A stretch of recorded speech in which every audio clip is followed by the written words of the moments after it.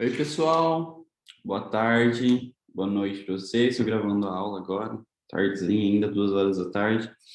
E hoje em si, a nossa aula vai ser só correção da prova, tá? Então, eu peguei tudo que a gente, todas as provas em si, já corrigi, já lancei as notas no Classroom. Para quem não consultou ainda, é só entrar no Classroom. Deixa eu mostrar para vocês aqui como que faz. Tinha bastante gente com dúvida. Vou mostrar para vocês como que aparece para mim, tá? Aqui.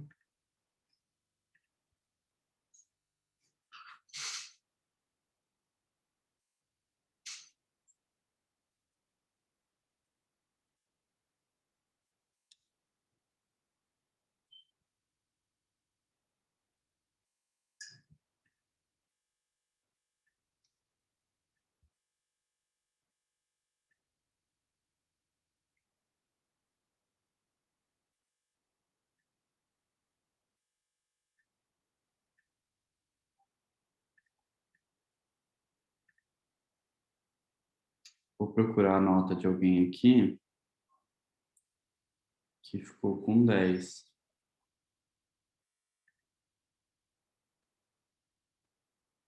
para não ter nenhuma consideração em relação à prova, não ficar uma coisa chata. Ok?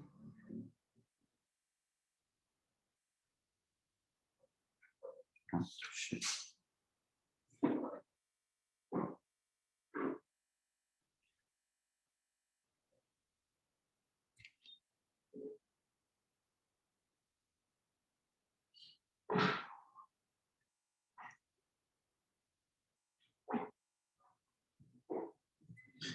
Pronto, consegui aqui. Compartilhar a tela, Safari. Ó, na hora que vocês entrarem na disciplina do Classroom, tem aqui as provas que foram entregues para mim, ok? Aí, opa, vocês vão aqui abrir a prova. Então, por exemplo, Pamela. Eu abri a prova da Pamela. É só clicar em cima, tá vendo? Ó, com nota, etc. Você clica em cima do arquivo, vem aqui no arquivo, e aí vai estar a nota no lado direito que eu coloquei. Então, essa nota aqui é que eu atribuo. A nota 100 do lado direito, essa aqui é a nota máxima. E aí eu vou dar a sua nota aqui, por exemplo, não foi 100, foi 7,5, então 750, tá bom? Ou então, se você tirou 10, vou colocar 100 aqui, tá tudo correto. E aí eu devolvi para vocês a nota, mandei. Então, para consultar, é só vocês abrirem a prova de vocês. E embaixo tem os comentários que eu faço de cada prova. Então, às vezes tem alguma questão que foi teve estava errado, alguma coisa ou outra. Eu corrigi prova por prova minuciosamente e considerei muita coisa, tá? Então, teve muita gente, às vezes, que, por exemplo, na questão 2, cada questão valia 3 pontos, eu dei um ponto de participação para totalizar 10. Teve gente, por exemplo, que respondeu a 2 e a resposta inicial era não. Teve gente que colocou sim. E eu ainda considerei algumas coisas da resposta dissertativa que vocês colocaram porque estava correto. Então, eu acabei não, digamos, não sendo muito rude em relação a isso, porque ainda tem a P2 para vocês recuperarem nota e tudo mais. Então, deixei aí um pouco mais amplo. Então, eu considerei tudo que vocês colocaram. Por isso, que eu falei, é uma prova dissertativa, coloquem tudo que vocês tiverem de informação na cabeça em relação ao assunto que eu vou considerar. Eu considerei. Então, às vezes, considerei metade da prova, metade da questão, meio ponto, se valia 3, para tentar e ajudar vocês também, tá? Tem que ser bonzinho aí. Em relação à prova, deixa eu interromper o compartilhamento, que eu quero abrir ela aqui para discutir ela com vocês. Quero abrir uma prova em branco.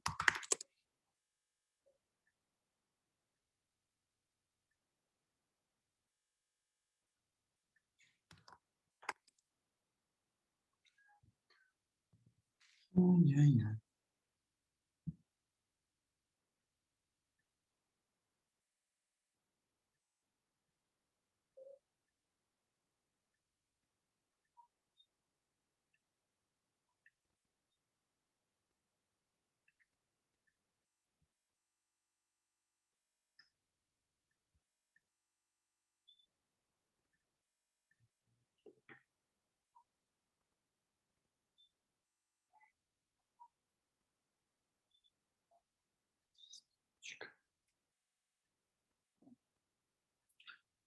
Pronto, a gente conseguir aqui baixar a prova. Eu vou ler cada questão e vou responder o que deveria ser respondido, tá? E quais foram os erros de vocês comuns. Que a maioria não. Muita gente que errou uma questão ou outra, a 3 mesmo foi uma questão muito que as pessoas mais erraram. Elas erraram no mesmo ponto, elas fugiram da resposta. E mesmo assim, ainda alguns eu considerei alguma coisa ou outra ali que estava correta que vocês colocaram, tá? Nas considerações ali que eu fiz no Classroom, de cada prova, vocês podem dar uma olhada lá, nas considerações que eu fiz, que estão bem pontuais, assim. Então, o que você colocou de positivo, o que tinha de negativo, né? O que eu acabei fazendo para ajudar. Então, tá tudo ali, bem explicadinho. Vou compartilhar a tela aqui da prova de estética, Microsoft. Perfeito. Acho que tá dando para ver aí, né? Vamos lá, então. Nessa questão em particular, tá? Então, questão: diversos teóricos tentaram transformar a arte em algo racional, sendo que, entre eles, um dos teóricos estudados conseguiram definir alguns conceitos e estilos. Na visão de Wolffling, diferente da visão de todos os outros teóricos, o Barroco era uma criação inovadora e totalmente diferente do Renascimento. Cite as 5 posições do Wolffling entre Renascimento e Barroco, essa daqui tá errada, que comprovam a informação acima. Bom, esse semestre, esse bimestre, a gente falou de diversos teóricos. A gente falou do Dorsal, do Wolff, falou de um monte de gente que falava sobre a questão de Renascimento e Barroco. Então, alguns falavam sobre ser uma oposição total, algumas falavam sobre ser uma continuidade, então, ou seja, uma universalização. Lembra do Dorsal, por exemplo? Ele falava da universalização total, que ele transformou tudo em Barroco, então, Renascimento em si era considerado coisa barroca, e aí ele transformou tudo isso como se fosse algo científico, né? Então tinha lá barrocos góticos, barrocos clássicos, barrocos, etc. Como se fosse, por exemplo, um gênero científico, tá? Então, por exemplo, tigres, que fala sobre tigres, etc. E aí eu tenho uma ramificação ali dentro daquele termo científico, digamos assim. Já o Wolffling, não. Ele falou que tudo, né, o barroco e o renascentismo eram oposições. Então, o barroco era algo totalmente inovador, né? Era isso. E aí, em si, o que ele pede? Para citar as 5 oposições que eram feitas, né, que foram feitas entre esses dois estilos. E vocês deveriam colocar essas 5 oposições. Isso daqui, pelo que eu me lembro em si, todo mundo acertou essa questão, tá? Então, a gente não teve nenhum problema aí, digamos, com isso. Vou até dar uma conferida aqui, que eu tenho de arquivo. Mas, pelo que eu me lembro, todo mundo foi bem nisso, isso não foi um problema. Até mesmo porque essa questão praticamente era dada para tirar 3 pontos no mínimo, né? Então, foi tranquilo.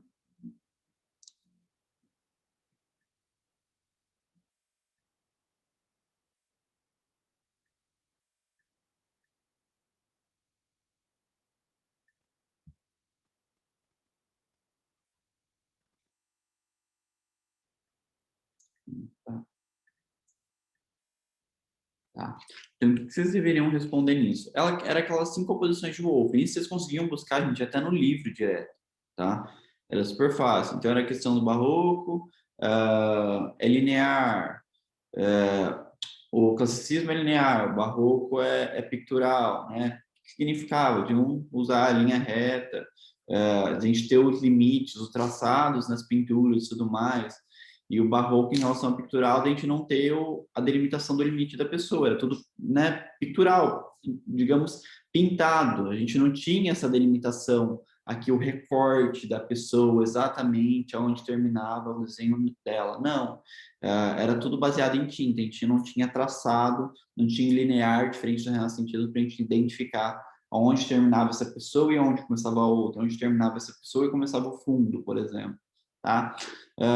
Segunda posição, o classicismo utiliza planos, o barroco a profundidade. Então, a questão do classicismo utilizar a questão da perspectiva, de eu ter os meus planos de fundo. Eu tenho meu primeiro plano, digamos, que é onde eu estou, meu segundo plano, que é onde eu estou vendo ali, digamos, Ai, gente, como que chama isso? O meu buffet e etc. E, digamos, um terceiro plano de fundo que seria a parte lá fora, a vista, paisagem e tudo mais. E o barroco, a questão da profundidade que eles utilizam né, na segunda oposição, de ser algo que não tem, digamos, esses planos. Eu tenho simplesmente toda a minha pintura em si traçada como se fosse uma coisa só. Então, eu estou me vendo aqui, eu estou vendo a janela ali atrás, eu não tenho nenhuma perspectiva nesse desenho, simplesmente está tudo desenhado ali como uma coisa só, tá? É basicamente isso. O classicismo possui forma fechada, o barroco aberta, ou seja, a diferença entre esses dois era que no classicismo tudo que eu precisava enxergar estava ali para mim, e no barroco não, né? Tudo que eu olhava ali parecia que ainda não tinha acabado, tá faltando alguma coisa ainda para enxergar naquela obra que não está dentro daquela pintura. O classicismo é plural, o barroco unitário, ou seja, o classicismo em relação a ser plural, de eu conseguir, digamos assim, dividir as pessoas, tá? Então, eu consigo me identificar como uma pessoa porque eu tenho meu recorte aqui, minha delimitação, né, o meu traçado linear. A outra pessoa que está ali, eu também consigo recortar ela. Vamos supor, eu tenho, né, você consegue me recortar dessa unidade se tiver uma outra pessoa atrás de mim, que você identifica onde que está o traçado do meu corpo.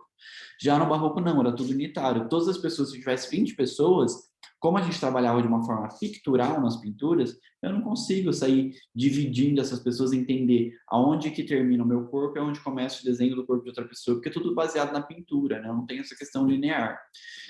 E o classicismo, a quinta e última posição, era o classicismo possui uma luz absoluta, e o barroco uma luz relativa. Ou seja, o classicismo em si, no renascentismo, né, a gente tinha as pinturas que tinham uma distribuição de luz homogênea, e já no barroco não, eu trabalhava de uma forma mais dramática, ou seja, a minha luz era distribuída em pontos que eu queria mostrar uma dramatização, talvez a sensibilidade das pessoas, a expressão. Então, tudo isso era muito bem trabalhado no barroco, nessa forma dramática e tudo mais. A questão 2 é a seguinte, deixa eu abrir aqui. Microsoft. Em todos os períodos, houveram pessoas que tentaram racionalizar a arte, cientificá-la, tá? Tentando colocá-la dentro de uma caixinha, vulgo dentro de um estilo, que é o que a gente falou sobre esse semestre inteiro. Então, a gente tivemos vários teóricos, e tudo que a gente tratou esse semestre em si foi sobre pessoas que tentaram delimitar o que é arte, né? Colocar ela, o que é uma arte impressionista? Será que você vai entender o que é uma arte impressionista? Eu sei exatamente tudo que são artes impressionistas. Então, se eu ver uma outra obra, alguém fala para mim, ela é impressionista. Essa daqui é uma obra de arte impressionista. Então, automaticamente, falou que é impressionista, eu já sei de tudo sobre qualquer obra de arte que seja impressionista. Era para responder basicamente isso. Então, continuando a questão, é como se ao dizer que tal arte é romântica, o apreciador da arte automaticamente já soubesse todas as informações sobre a obra de arte. De acordo com a sua visão, é possível conhecer a obra de arte através do seu estilo designado? Disserte sobre a sua opinião. O que a gente mais discutiu também esse semestre, né, eu apliquei em aula, dei revisão sobre isso e reforcei tudo que a gente tinha em relação a esse assunto, era que a gente não consegue cientificar a arte.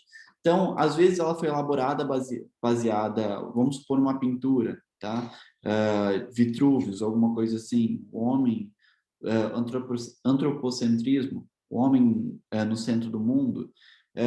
O homem foi desenhado matematicamente, de acordo com vários cálculos matemáticos e tudo mais. Ou seja, existe uma racionalização quando ela foi produzida, mas não depois em relação a sentimento, gente. Se eu falar que essa é uma obra de arte, vamos supor, renascentista, ela não é a mesma coisa.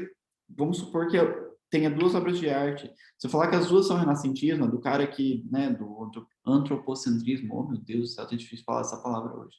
E a outra obra X aqui, se eu falar que as duas são renascentistas e querer achar que eu sei tudo das duas só porque eu sei o que é renascentismo, não existe, tá? Renascentismo em si, ele acaba delimitando, digamos, uma obra de arte dentro de um período, alguma coisa assim, mas não necessariamente a gente sabe tudo sobre a obra de arte, não existe isso, a gente não pode se limitar a essa questão de enquadramento, né, das obras dentro de um estilo ou de outro.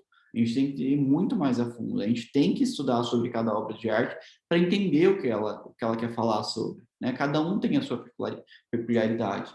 Era para responder isso, basicamente, tá? Então, de acordo com a sua visão, é possível conhecer a obra de arte através do seu estilo designado? Disserte sobre a sua opinião. A primeira resposta era não. E esse ia dissertar. É o Todd, meu cachorro, dando trabalho aqui. E aí, então, eu ia dissertar do porquê a gente não conseguia conhecer uma obra de arte apenas pelo estilo dela. Então, era super simples essa questão também. Ou seja, a obra de arte, ela foge a essa questão científica, ela foge ao estilo. Ela é praticamente um campo de sentimentos onde a gente nunca vai conseguir esgotar ela de informação. Tá? Era isso. Questão 3. Quando um objeto é reconhecido como arte, automaticamente ele é levado a uma certa categoria que o difere dos demais, ou melhor, o faz arte. E a gente falou muito sobre isso. Ou seja, é como se ele passasse por um outro processo de evolução, digamos assim. Só um momento, gente, acho que ela está passando mal.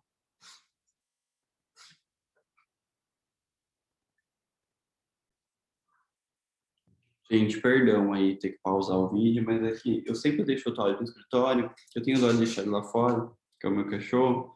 Só que aqui dentro também tem algumas plantas tóxicas, tipo, dizem que cachorro não pode, né? Animal não pode comer aquelas, comigo não pode, costela de Adão, etc. Ele fica mexendo com essas coisas. E aí acho que entrou terra no nariz dele, eu achei que ele tava vomitando, fiquei preocupado se é alguma coisa. Mas não é, ele estava fungando ali. Desculpa aí tomar tempo de vocês. Mas, enfim, voltando para a questão 3, que acho que era aqui onde eu estava, explicando, né? Então, quando o objeto é reconhecido como arte, automaticamente ele é levado a uma certa categoria, que o difere dos demais, é melhor, o faz mais importante, é arte. A gente falou sobre isso, ou seja, quando o objeto em si ele é levado à categoria de arte, é como se ele fosse, nossa, mais importante que, né, os demais. E aí, nesse objeto, nesse caso, o objeto inicialmente ele possuía uma função primitiva, antes dele ser arte, para a qual era designada e se mantinha na sua produção, graças à sua função econômico-social. E aí eu tinha dado vários exemplos para vocês em relação à faca, em relação à colher de pau, em relação a canivetes, enfim, sobre infinidade de coisas. E eu falei para vocês a questão, fale sobre a perda da função primitiva, ou seja, a função para a qual o objeto foi criado, e como supérfluo faz que o objeto seja considerado arte. Ou seja, o supérfluo nada mais era que todo aquele amor que é exprimido por meio de trabalho na hora da criação daquele objeto, que era o que fazia com que esse objeto fosse considerado arte hoje em dia. Ou seja, quando o objeto em si ele perde a sua função primitiva, né? Então, um exemplo, a faca. Faca, colher de pau. Vamos pensar num canivete que era todo ornamentado, tá? Ele perdeu a sua função primitiva e foi considerado arte, está lá no museu. O que está fazendo aquele objeto ser arte, gente? É o amor que foi colocado nele quando ele foi produzido, ou seja, todo o ornamento que foi feito naquele objeto, todo o trabalho árduo que o cara demorou para fazer aquele canivete, que hoje em dia, se a gente pegar um canivete, não vai ser o mesmo trabalho, não é o mesmo processo de produção, manual e tudo mais. Então, é basicamente isso, é o supérfluo que faz com que o objeto seja considerado arte. E a perda da função primitiva tinha relação com o objeto se manter na questão dele mesmo ser produzido. Então, por exemplo, vamos supor a colher de pau era um exemplo que eu tinha dado para vocês. Então, a colher de pau, antigamente, ela se mantinha na sua produção porque as pessoas utilizavam para fazer diversas coisas, né? Então, ela tinha uma função econômica ou social, ou seja, estava no dia a dia das pessoas, precisava ter uma produção de colher de pau que as pessoas trabalhassem fazendo sabão de soda que as pessoas faziam, acho que antigamente, né? Com colher de pau.